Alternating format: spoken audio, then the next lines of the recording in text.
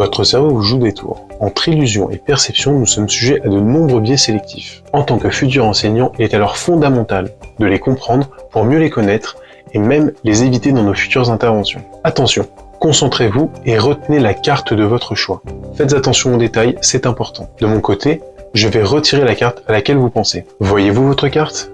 Et les autres? Remarquez-vous un changement? Si oui, alors vous venez de vivre une cécité au changement. La carte que vous aviez choisie est effectivement plus présente. Mais avez-vous remarqué qu'aucune des cartes initialement présentes ne l'est? Votre cerveau a du mal à percevoir le changement, et d'autant plus dans une situation en mouvement. Lorsque vous regardez une image immobile, le changement est facilement perceptible.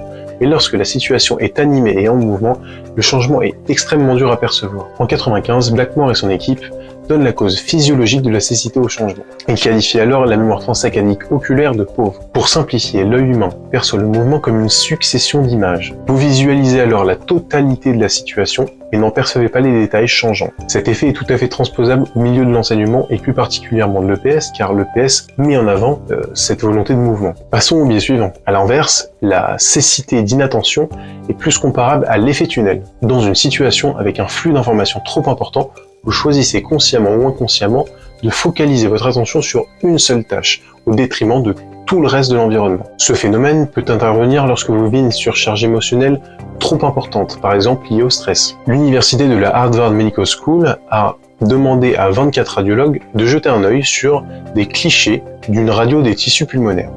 100% des experts ont trouvé les nodules présents sur la radio. En revanche, 84% d'entre eux n'ont pas vu le gorille situé en haut à droite. La conclusion, c'est que même des experts alertes dans leur domaine sont sujets à une cécité d'inattention. Imaginez, vous pourriez focaliser sur votre dispositif sans prendre en compte des éléments criants mettant en danger vos élèves. À travers cette capsule, nous venons de voir deux biais de perception.